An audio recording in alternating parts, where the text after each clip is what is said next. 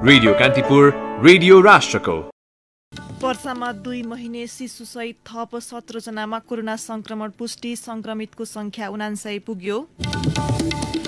Corona संक्रमण नियन्त्रणमा 3 तहका सरकारबीच प्रभावकारी समन्वय हुन सकेन, केन्द्र सरकारले सहयोग नगरेको स्थानीय तहको गुनासो। सचिवालय बैठकमा सहमति हुन नसकेपछि सत्तारूढ नेकपाको स्थायी समिति बैठक स्थगित, 2 अध्यक्षबीच थप छलफलपछि मात्रै बैठकको टुङ्गो लाग्ने प्रवक्ता श्रेष्ठको भनाई। कोरोना संक्रमणपछि बेलायती प्रधानमन्त्री जोन्सन पहिलो पटक संसदमा मुलुकको अवस्थाबाट पछुतो लागेको भनाई। र क्लबहरूले प्रिमियर लीगका बाँकी खेलहरू तटस्थ मैदानमा खेलाउन नमाने यो सिजन स्थगित हुन सक्ने म्यानेजर्स एसोसिएसनका प्रमुख कार्यकारी अधिकृत रिचर्डको भनाई। कान्तिपुर डायरीका साथमा साथी सुरज र मकेशु। समाचार अब विस्तारमा। वर्षाका थप 17 जनामा कोरोना संक्रमण पुष्टि भएको छ। स्वास्थ्य तथा जनसङ्ख्या मन्त्रालयको नियमित पत्रकार सम्मेलनमा मन्त्रालयका प्रवक्ता डाक्टर विकास देवकोटाले 2 महिनाको शिशुदेखि 66 वर्ष उमेर समूहका व्यक्तिमा कोरोना भाइरस संक्रमण पुष्टि भएको जानकारी दिनुभयो। वीरगञ्ज पर्साबाट प्राप्त परीक्षणहरूमा थप 17 जनाको नमुना परीक्षण पोजिटिभ आएको छ। सबैजना पर्साका हुनुहुन्छ। उमेरको हकमा 2 महिनादेखि 66 वर्षका उमेरका रहनु भएको हामीलाई विवरण प्राप्त भएको छ, जसमा 7 जना महिला र 10 जना पुरुषहरू हुनुहुन्छ। यो सँगै मुलुकमा कोरोना संक्रमितको संख्या 79 पुगेको छ। यसअघि वैशाख 11 गते डिस्चार्ज भएका काठमाडौँका पुरुषको फलोअप परीक्षण गर्दा पुनः कोरोना पोजिटिभ देखिएको प्रवक्ता देवकोटाले बताउनुभयो। यस्तै वीरगञ्जमा पनि फलोअपका क्रममा आएका 2 जनामा कोरोना पोजिटिभ देखिएपछि पुनः अस्पताल भर्ना गरिएको उहाँले जानकारी दिनुभयो।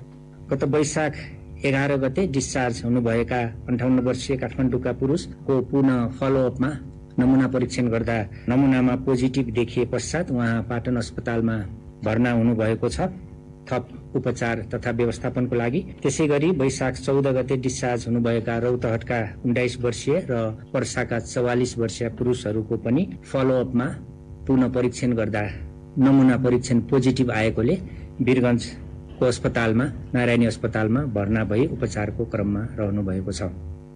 मुलुकभर क्वारेन्टाइनमा 19,734 जना रहेको मन्त्रालयले जनाएको छ। उपत्यकामा 7 र विभिन्न जिल्लामा आइसोलेसनमा 129 गरी 136 जना रहेको प्रवक्ता देवकोटाले बताउनुभयो। तीव्र गतिमा विस्तार भइरहेको परीक्षणको यो संख्या मौजातको स्थिति र नमुना संकलनको हिसाबले केही दिन कम भएको छ, तर अबका केही दिनमा नै सामग्रीहरूको व्यवस्थापन सहित यसको पुनः परीक्षण बढ्ने विश्वास दिलाउन चाहन्छु।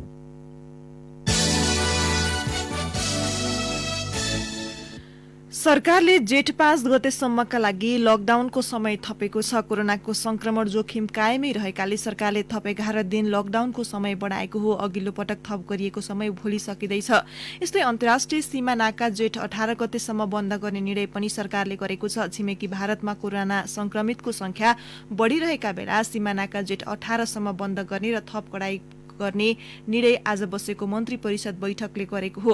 अन्तर्राष्ट्रिय र आन्तरिक हवाई उडानमा लगाइएको प्रतिबन्धलाई पनि बढाएर जेठ 18 सम्म पुर्याइएको छ। यसअघि यो प्रतिबन्ध जेठ 2 सम्म जारी गरिएको थियो। यस्तै सरकारले वैशाख 25 गते भोलि बुद्ध जयन्तीका अवसरमा साँझ दीप प्रज्वलन गर्न पनि नागरिकहरूलाई आग्रह गरेको छ। मन्त्री परिषदका एक सदस्यले भने बुद्ध जयन्तीको अवसर पनि पर्यो, कोरोनाको महामारीबाट मुक्ति मिलोस् भन्ने कामना पनि गरौं भनेर दीप प्रज्वलन गर्न आग्रह गरिएको हो।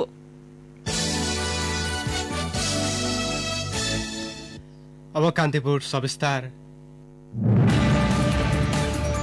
कान्तिपुर सविस्तार। कोभिड-19 को संक्रमण रोकथाम तथा नियन्त्रणमा 3 तहको सरकारबीच प्रभावकारी समन्वय नहुँदा जोखिम थप बढेको छ। संघले गर्ने निर्णय कार्यान्वयन, राहत वितरण, बजेट कार्यान्वयन, खास गरी चिकित्सक परिचालन एवं स्वास्थ्य सामग्री वितरणमा एकरूपता आउन नसकेको हो। लकडाउनको कार्यान्वयन, सवारी सञ्चालन जस्ता विषयमा 3 तहका सरकारबीच समन्वय नहुँदा पनि जनतामा एक खालको अन्यल कायमै भयो। कोभिड-19 को संक्रमण जोखिम नियन्त्रणमा केन्द्रभन्दा स्थानीय तह निकै अगाडि देखिए पनि संघले भने लकडाउन बाहेकका प्रभावकारी काम गर्न सकेको छैन। सूचना प्रवाहमा समेत 3 तहबीच तालमेल मिल्न नसकेको सरकारवालाहरूले बताएका छन्। कोभिड-19 को महामारी नियन्त्रणमा 3 तहको भूमिकामाथि नै प्रश्न समेत उब्जिएको छ। संविधानले 3 तहका सरकार बीचको सम्बन्धलाई सहकारिता, सहअस्तित्व तथा समन्वयले परिभाषित गर्ने भनेको छ। तीनै तह स्वायत्त हुने बताउँछ संविधानले। त्यसको अर्थ हो स्थानीय सरकारको हकमा तोकिएको आफ्नो क्षेत्राधिकार भित्र प्रादेशिक वा केन्द्रीय तहको आदेशमा चल्नु पर्दैन। संविधान तह स्वीकार्य यो विषय कोभिड-19 को संक्रमण नियन्त्रणमा लागू हुनुपर्ने हो। विश्वलाई नै आक्रान्त पार्ने कोरोना संक्रमण नियन्त्रणमा पूर्व तयारीमा प्रदेश र स्थानीय तह हुने कुरै भएन। केन्द्र सरकारले नै संक्रमण नियन्त्रणमा चासो दिनुपर्ने र प्रदेश र स्थानीय तहसँग समन्वय गर्नुपर्ने बुझाइ छ सत्तारूढ नेकपाका सांसद सुरेन्द्र पाण्डेको। अन्तर्राष्ट्रिय महामारी भन्नाले संघीय सरकारले नै गर्नुपर्ने, त्यसमा दुई मात्रै छैन। किनभने स्थानीय रूपमा त स्थानीयको त बजेट पनि सबै कुरा जनशक्ति यसको लागि प्रिपेयर्ड हुने अवस्थै थिएन हैन। उनीहरुसँग त्यो सामर्थ्य छैन। कोरोना विशेषज्ञ डाक्टर पनि छैन, कोरोना जाँच गर्ने औजार छैन। त्यसपछि उनीहरुले के गरून् बिचरा हैन। त्यो म्यानेजमेन्ट गर्ने संघले नै हो। अब यस क्रममा विभिन्न ठाउँमा हामीले यो चाहिँ टेस्टिङ कुरा एक्सपेन्ड गरौँ, अरु ठाउँमा पनि पुर्यायौं भनेको छ। त्यो एक हदसम्म त्यो ठिकै छ, एकदम व्यापक नि हो भने संक्रमण भएर जाने हो नि जम्मै अहिले गरिएका प्रबन्धहरू चाहिँ अपुग हुन्छन् र यसले हामीलाई चाहिँ के भने नियन्त्रण गर्न सक्ने अवस्था देखिन्छ। अख्तियार दुरुपयोग अनुसन्धान आयोगका कार्यालयमा जनप्रतिनिधिहरू विरुद्ध उजुरीको चाङ बढ्दै गइरहेको परिवेश र जनताले चाहेको सुशासन र विकास 3 तहका सरकारले सुनिश्चित गर्न नसकिरहेको अवस्थामा मुलुक कोरोना महामारीसँग जुझिरहेको छ। केन्द्र सरकारले गर्ने हरेक निर्णयमा स्थानीय तहको पनि राय लिनुपर्ने तर्क छ गोर्खाको पालुङटा नगरपालिकाका प्रमुख दीपक कँडेलको। संघीय सरकारबाट केही पनि आएको छैन, गर मात्रै भनेर चिठी चाहिँ पठाएको पठाइछ। कुनै पनि किसिमको साधन स्रोतसँग हामीले पहुँच पुर्याएको छैन। न चाहिँ यो सेक्टरहरू चाहिँ तपाईँले काम गर्नुहोस् भनेर भनिएको छ, खालि लकडाउन लकडाउन लकडाउन भनिएको छ। त्यसले चाहिँ सोलुसन केही पनि आउँछ जस्तो लाग्दैन र यो सोलुसन चाहिँ फाइनल पनि हो जस्तो लाग्दैन। लकडाउन मात्रै अब यसले चाहिँ ग्रिनहरू एरियाहरू छुट्याएर इकोनोमिक भाइब्रेसनहरू पनि काम गर्नुपर्छ जस्तो लाग्छ। केन्द्र र प्रदेश तथा स्थानीय तहबीचको अधिकार बाँडफाँडको विवाद लामै समय देखिएको हो। कानूनदेखि लिएर नीति योजना र बजेट निर्माणका विषयमा केन्द्रले उपेक्षा गर्दै आएको प्रदेश र स्थानीय तहको गुनासो अझैसम्म छ। मुलुक विकेन्द्रीकरणमा गए पनि केन्द्रीकृत मानसिकता खास गरी तालाचाबी आफैमा राख्ने सिंहदरबारको सोचले पनि समस्या भएको तर्क छ अर्थविद डाक्टर अच्युत वाग्लेको। अहिले बजेट चाहिँ हामीले गन्थन गर्ने विषय भएछ। बजेट नभएको कारणले यो सहभागिता हुन नसके होइन। हाम्रो बजेट भएको बजेट खर्च गर्न नसक्ने नजान्ने त्यो विनियोजन भएको छ। त्यसमा रकमान्तर गर्ने प्रक्रिया अहिले यो महामारीको बेलामा पनि सहज नपुन्याउने जुन मानसिकता छ संघीय सरकारको, त्यसका कारणले अलिकति असिलो लाग्छ। मुलुकमा पहिलो चरणबाट कोरोना संक्रमण दोस्रो चरणमा पुगिसकेको छ। संक्रमितको संख्या पछिल्लो समय बढ्ने क्रममै छ। तीनै तहका सरकारले समन्वय र सतर्कता नअपनाए यसले महामारीकै रूप लिन सक्ने देखिन्छ। यस्तो परिस्थितिमा जनप्रतिनिधिहरूले कसरी काम गर्नुपर्छ भन्ने विषयमा सजगता र गम्भीरता हुन आवश्यक छ। जनप्रतिनिधिहरूलाई गल्ती गर्ने, अयोग्य र नालायक हुने सुविधा छैन। यदि यस्तो भएमा त्यसको प्रभाव सिंगो संघीयतामाथि पर्न जाने भएकाले त्यसबारे हेक्का राख्नु जरुरी छ। रेडियो कान्तिपुरका लागि प्रिन्स गौतम। कान्तिपुर सविस्तार। कान्तिपुर डायरीमा अब ब्रेकको पालो। कान्तिपुर डायरीमा अब बाँकी प्रसङ्ग। नेकपाको स्थायी कमिटी बैठक स्थगित भएको छ। आज बसेको सचिवालय बैठकले एजेन्डा तय गर्न नसकेपछि भोलि बस्ने भनिएको स्थायी समिति बैठक स्थगित भएको हो। सचिवालयको गत 20 गते भएको सहमतिलाई कार्यान्वयन गर्ने तथा स्थायी समितिको एजेन्डा तय गर्ने विषयमा पार्टीका 2 अध्यक्षबीच सहमति भइ नसकेको प्रवक्ता नारायण काजी श्रेष्ठले जानकारी दिनुभयो। कार्यसूची र 20 गतेको निष्कर्षको मर्म अनुरूप प्रस्ताव तयार गर्ने प्रक्रियाका सन्दर्भमा 2टा अध्यक्ष कमरेडरले अझै पनि गृह कार्य गर्न बाँकी रहेको जानकारी बैठकलाई गराइयो। स्थायी समिति बैठकबारे अन्यल सिर्जना भएपछि अध्यक्षद्वय केपी शर्मा ओली र पुष्पकमल दाहालले आज छुट्टै छलफल समेत गरेका थिए। सचिवालय बैठक चलिरहेका बेला पार्टी अध्यक्ष समेत रहेका प्रधानमन्त्री केपी शर्मा ओली एकाएक बाहिरिएपछि सहमति हुन नसकेको सचिवालय स्रोतले जनाएको छ। अध्यादेश लगायत सरकारका विवादास्पद निर्णय र पछिल्लो समय पार्टीभित्रको तीव्र गुटबन्दीका सम्बन्धमा पार्टीमा दबाव खेपेको नेतृत्वले स्थायी समिति बैठकबाट सर्वसम्मत पारित हुने एजेन्डा तय गर्ने बताइएको थियो। स्थायी समितिका अधिकांश सदस्यहरूले भने सरकारको एकलौटी शैली र यसले पार्टीमा पारेको असर बारेमा प्रधानमन्त्रीको जवाफ माग्ने तयारी गरेका थिए। कोरोना महामारीको संक्रमण न्यून नभएसम्म पठन पाठन र भर्ना प्रक्रिया अघि नबढाउन संसदीय समितिलाई सरकारले निर्देशन दिएको छ। केही विद्यालयले पाठ्यक्रम नै सुरु गरेको र शिक्षा मन्त्री गिरिराजमणि पोखरेलले नै लकडाउन खुले लगतै भर्ना सुरु गरिने अभिव्यक्ति दिएको भन्दै प्रतिनिधि सभाको शिक्षा तथा स्वास्थ्य समितिले यस्तो निर्देशन दिएको हो। शिक्षा तथा स्वास्थ्य समितिको आज बसेको बैठकले अनलाइन कक्षाका नाममा विद्यालयहरूले पाठ्यक्रम नै पढाइरहेको भन्दै त्यस्तो काम तत्काल बन्द गराउन सरकारलाई निर्देशन दिएको हो। समिति सभापति जयपुरी घरतीले मुलुकका विभिन्न स्थानमा इन्टरनेटको राम्रो सुविधा नभएको अवस्थामा कोर्स अगाडि बढाउन नहुने उल्लेख गर्नुभयो। सीमित व्यक्तिका सन्तानले मात्र पढ्न पाउने र गरिब अभिभावक भएका व्यक्तिले यसबाट वञ्चित हुनुपर्ने अवस्था आउने समिति सभापति घरतीको भनाइ थियो। शिक्षा मन्त्रालयका अधिकारीहरूले भने केही विद्यालयहरूमा विद्यार्थीलाई शैक्षिक गतिविधिमा व्यस्त गराउनका लागि अनलाइन कक्षाको अवधारणा ल्याइएको प्रष्टीकरण दिएका थिए। सांसदहरूले मुलुकका विभिन्न दुर्गम क्षेत्रमा पनि ध्यानमा राखेर सरकारले निर्णय लिनुपर्ने भन्दै सचेत गराएका थिए। सांसद भैरव बहादुर सिंहले आफ्नो निर्वाचन क्षेत्र बझाङमा रेडियो पनि राम्रोसँग नटिप्ने र अनलाइनका बारेमा विद्यार्थी अनभिज्ञ रहेको बताउनुभयो। यसैबीच सांसदहरूले कक्षा 10 को परीक्षाको विकल्प खोज्ने बेला आएको बताएका छन्। कोरोना भाइरसका कारण अन्तिम समयमा गत चैतमा स्थगित भएको एसईई परीक्षा कहिले हुने भन्ने निश्चित नभएकाले आन्तरिक मूल्याङ्कनका आधारमा विद्यार्थीहरूलाई कक्षा चढाउन उनीहरूले माग गरेका छन्।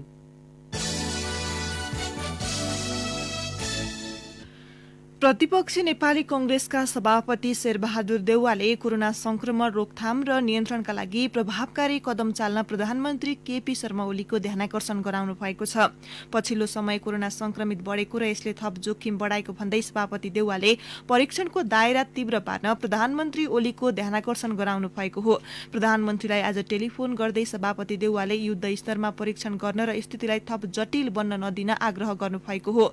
आरडीटी भन्दा पनि पीसीआर प्रविधि बाट परीक्षण गर्नुपर्ने सभापति देउवाको माग छ। यस्तै कुवेत सरकारको सेल्टरमा राखिएका करिब 3000 एवं मध्यपूर्व लगायतका विभिन्न देशमा अप्ठ्यारो परिस्थितिको सामना गरिरहेका नेपालीलाई उद्धार गर्न पनि सभापति देउवाले प्रधानमन्त्री समक्ष माग गर्नुभएको छ। सीमा नाकामा लामो समयदेखि क्वारेन्टाइनमा बसेका नेपाली र भारतका विभिन्न राज्यमा आपतकालीन अवस्थामा बसेकालाई उद्धार गर्न पनि सभापति देउवाले माग गर्नुभयो। यसैबीच कांग्रेसले अर्थतन्त्र केन्द्रित विशेष समिति गठन गरेको छ। कोरोनाले आर्थिक क्षेत्रमा पारेको असरबारे अध्ययन विश्लेषण र आवश्यक दृष्टिकोण निर्माण गर्न केन्द्रीय सदस्य एवं पूर्व अर्थमन्त्री संयोजकत्वको विभिन्न 14 सदस्यीय समिति गठन गरेको हो। नेपालगञ्जको कोरोना प्रभावित क्षेत्रबाट 23 जना संक्रमित भेटिएपछि आज पुनः स्वाब संकलन गरिएको छ। विश्व स्वास्थ्य संगठन सहितका स्वास्थ्य कर्मीले नेपालगञ्जको भैरव टोल, रानी तलाउ, सब्जी मण्डी, नाउ टोल, पण्डन मोहला र टाँगा स्टेशनबाट अहिलेसम्म 56 जनाको स्वाब संकलन गरेको छ। कन्ट्याक्ट ट्रेसिङका आधारमा 71 जनाको नाम संकलन गरिएकोमा पुनः स्वाब संकलन गरिएको जिल्ला स्वास्थ्य कार्यालयका प्रमुख धीरज जङ शाहले बताउनुभयो। नेपालगञ्जको एउटै बस्तीमा 23 जनामा कोरोना संक्रमण देखिएपछि विश्व स्वास्थ्य संगठनको टोलीले नेपालगञ्ज आएर स्वाब संकलन गरेको हो। जिल्ला स्वास्थ्य कार्यालयका कोरोना फोकल पर्सन नरेश श्रेष्ठका अनुसार विभिन्न 5 स्थानबाट थ्रोट स्वाब संकलन गरिएको छ। 23 जनामा कोरोना संक्रमणको सम्पर्क भएका व्यक्तिहरूको समेत स्वाब संकलन गरिएको हो।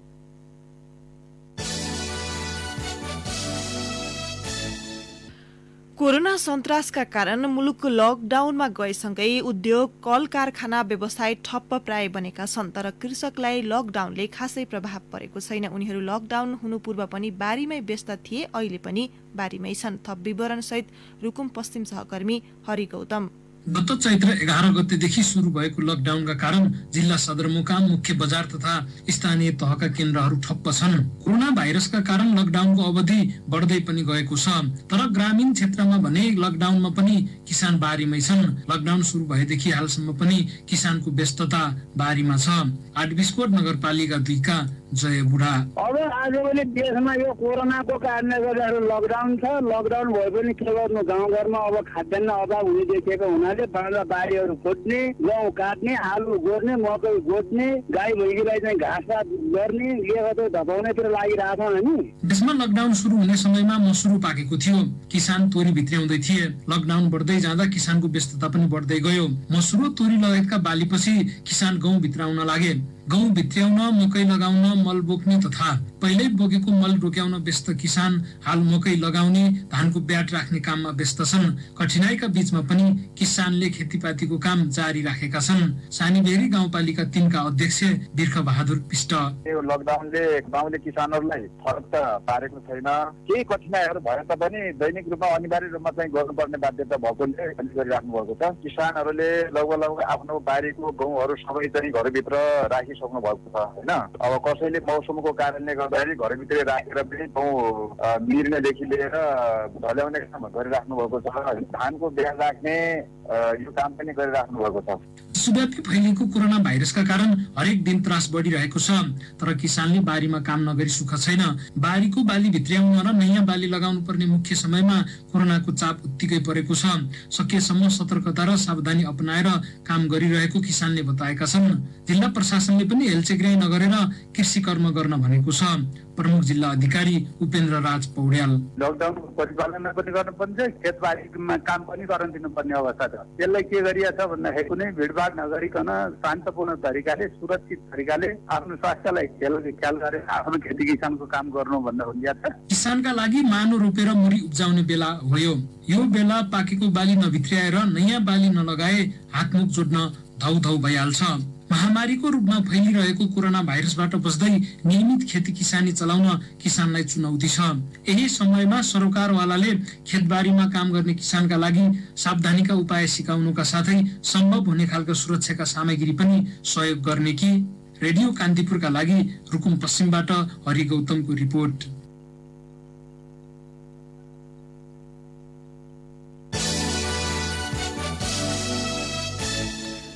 लकडाउनमा पनि पूर्व पश्चिम राजमार्गमा सवारी साधनको जाम लागेको छ। पूर्वी नवलपरासी अन्तर्गत पूर्व पश्चिम राजमार्गमा मनपरी सवारी गुडाउँदा जाम भएको हो। पुल्चोकदेखि पश्चिम गैंडाकोटतर्फ 1.5 किलोमिटर लामो जाम रहेको हाम्रा सहकर्मीले जनाएका छन्। सो खण्डमा 300 भन्दा बढी गाडी जाममा फसेका छन्। यस्तै नारायणी पुलमा 6 दर्जनभन्दा बढी गाडी जाममा परेका छन्। नवलपरासीबाट पूर्व नारायणगढतर्फ गाडीको लस्कर लागेको भन्दै चितवन प्रहरीले नारायणगढमा सुरक्षा जाँच सुरु गरेपछि राजमार्गको पश्चिम गैंडाकोटमा सवारी जाम लागेको हो। चितवन प्रहरीले पास नली नवलपरासीबाट चितवन भित्रिने गाडीलाई नवलपरासीमै फर्काइदिएको छ। अब केही समाचार संक्षेपमा। जुम्ला स्थित कर्णाली स्वास्थ्य विज्ञान प्रतिष्ठानले टेन्डर प्रक्रियाबाट कोरोना परीक्षण किट खरिद गरेको छ। खरिदसँगै प्रतिष्ठानमा अहिले पीसीआर परीक्षण जारी छ। प्रतिष्ठानले जुम्ला, मुगु, कालीकोट र हुम्लामा पीसीआर तथा आरडीटी परीक्षणको जिम्मा लिएको छ। यी जिल्लामा 9 जना चिकित्सक र स्वास्थ्य कर्मीको टोली पनि पठाउन लागि प्रतिष्ठानका रजिस्ट्रार विश्वराज काफ्लेले जानकारी दिनुभयो। पूर्वी नवलपरासीमा जंगली च्याउ खाएर 16 जना बिरामी भएका छन्। विनय त्रिवेणी गाउँपालिका र मध्यबिन्दु नगरपालिकामा 2 दिनको अवधिमा 16 जना बिरामी परेका हुन्। प्रदेश 5 सरकारले बाँकेको नेपालगञ्ज स्थित नेपाली सेनाको अस्पताल र नेपाल प्रहरीको अस्पताललाई समेत कोरोना विशेष अस्पतालका रूपमा प्रयोग गर्ने भएको छ। कोरोना संक्रमितको संख्या बढ्दै गएपछि मुख्यमन्त्री शंकर पोखरेलको संयोजकत्वको क्राइसिस म्यानेजमेन्ट सेन्टरको बैठकले अस्पताल र सेवा विस्तार गर्दै शंकास्पद बिरामीको परीक्षणको दायरा बढाउने निर्णय गरेको हो। सिन्धुलीमा तराईका जिल्लाबाट तरकारी आयात खुल्ला गरेपछि स्थानीयमा कोरोना संक्रमणको त्रास बढेको छ। लकडाउनका बीचमा तराईबाट भित्रिने तरकारीमा 2 साताका लागि लगाइएको प्रतिबन्ध हटाएपछि अहिले निर्बाध रूपमा तरकारी आयात भइरहेको छ। कान्तिपुर डायरीमा पुनः ब्रेकको पालो। कान्तिपुर डायरीमा अब आर्थिक प्रसंग। उद्योग वाणिज्य तथा आपूर्ति मन्त्रालयले खाद्यान्नको मौजदात पर्याप्त भएको बताएको छ। खाद्य व्यवस्था तथा व्यापार कम्पनी लिमिटेड र निजी क्षेत्रका उद्योगी व्यवसायीसँग समेत गरी 1,20,000 मेट्रिक टन चामल मौजदात रहेको मन्त्रालयले जनाएको छ। यस्तै खाद्य व्यवस्था तथा व्यापार कम्पनीसँग 609 क्विन्टल फापर, 534 क्विन्टल सिमी, 702 क्विन्टल गहुँ मौजदात रहेको छ भने निजी क्षेत्रका व्यापारीसँग दाल, केराउ र चना गरी 16,881 क्विन्टल मौजदात रहेको छ। मुलुकका विभिन्न स्थानमा रहेका ठूला चामल उद्योगमा 61,054 मेट्रिक टन धान मौजदात रहेको तथा कृषक र अन्य उद्योगसँग पनि धान मौजदात रहेकाले चामल उत्पादनमा समस्या नभएको मन्त्रालयले जनाएको छ। मन्त्रालयले सार्वजनिक गरेको तथ्याङ्क अनुसार साल ट्रेडिङ लिमिटेडसँग 3,117 र निजी क्षेत्रसँग 63,207 मेट्रिक टन चिनी मौजदात रहेको छ। निजी क्षेत्रसँग 1,46,389 मेट्रिक टन नुन र दुर्गम जिल्लाहरूमा 2,430 मेट्रिक टन नुन मौजदात रहेको मन्त्रालयले जनाएको छ। अब अन्तर्राष्ट्रिय प्रसङ्ग। बेलायतका प्रधानमन्त्री बोरिस जोन्सन कोरोना संक्रमणबाट उपचारपछि पहिलो पटक संसद बैठकमा उपस्थित हुनुभएको छ। कोभिड-19 का कारण 2 साताभन्दा बढी समय क्वारेन्टाइन र आइसोलेसनमा रहेका प्रधानमन्त्री जोन्सन लामो समयपछि आज संसद बैठकमा उपस्थित हुनुभएको हो। संसद बैठकलाई सम्बोधन गर्दै प्रधानमन्त्री जोन्सनले मुलुकको महामारीको अवस्थाबाट आफूलाई साँच्चीकै पछुतो लागेको बताउनु भएको छ। कोभिड-19 संक्रमण नियन्त्रण सम्बन्धमा सरकारले गरिरहेको प्रयासबारे सांसदहरूले प्रधानमन्त्री जोन्सनको जवाफ माग गरेका थिए। युरोपेली मुलुक मध्ये बेलायतमा कोरोना भाइरसका कारण सबैभन्दा बढी मानिसको मृत्यु भएको छ। बेलायतमा हालसम्म 29,427 जनाले ज्यान गुमाइसकेका छन्। मृत्युदरका आधारमा बेलायत इटाली भन्दा अघि देखिएपछि प्रधानमन्त्री जोन्सनको यस्तो भनाइ आएको हो।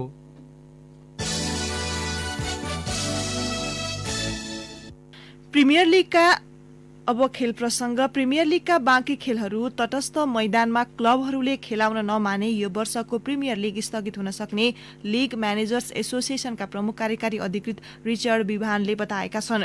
प्रिमियर लीगको भविष्यबारे आगामी सोमबार मतदान हुनु अघि विभानको यस्तो भनाइ आएको हो। विश्वव्यापी फैलिएको कोरोना महामारीका कारण प्रिमियर लीगका बाँकी खेलहरू गत मार्च 13 यता अनिश्चित छ। विभानले भने यदि आगामी जुन 12 मा प्रिमियर लीग शुरू गर्ने हो भने खेलाडीहरूलाई प्रशिक्षण तत्काल गर्न आवश्यक छ, तर समय हाम्रो पक्षमा छैन। प्रिमियर लीगका 20 क्लबहरूले बाँकी 92 वटा खेल खेल्ने प्रतिबद्धता जनाए पनि यसको सुरक्षालाई लिएर प्रश्न उठिरहेको छ। ब्राइटन एन्ड होभ अल्बियनले यसअघि तटस्थ मैदानमा खेल खेलाउन उपयुक्त नभएको बताएको थियो। हवस् त आजका लागि कान्तिपुर डायरीका सम्पूर्ण बुलेटिन यही सकिन्छन्। भोलि बिहान 6:30 बजे हामी नियमित बुलेटिन लिएर उपस्थित हुने नै छौं। अहिलेका लागि साथी सुरज र के सुविधा हुन्छौं। नमस्कार, शुभरात्रि। सूचना र मनोरञ्जनको संवाहक रेडियो राष्ट्रको रेडियो कान्तिपुर।